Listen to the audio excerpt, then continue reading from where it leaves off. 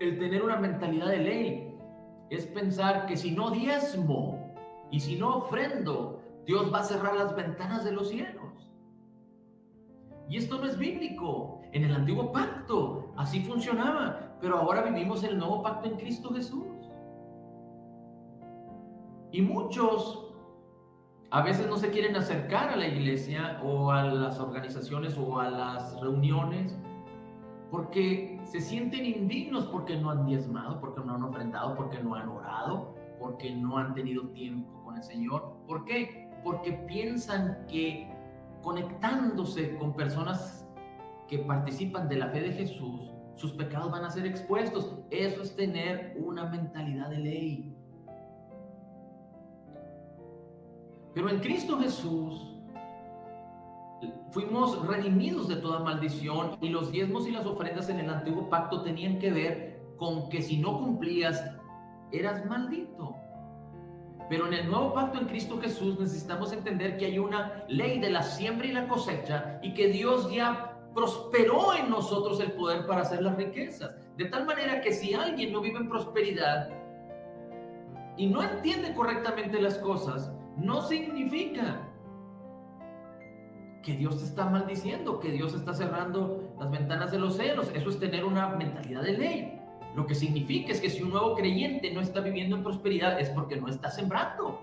Es como un agricultor.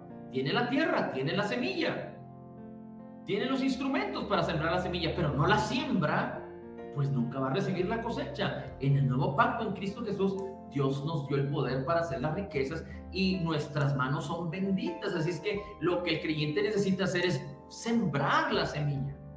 ¿A favor de quién? A favor del evangelio del reino, no a favor de nuestros deleites, no a favor de nuestro yo. Los diezmos y las ofrendas, o digamos así, la economía es algo muy interesante, porque aquel que no tiene un corazón generoso, tiene una mentalidad de ley, tiene un corazón de ley.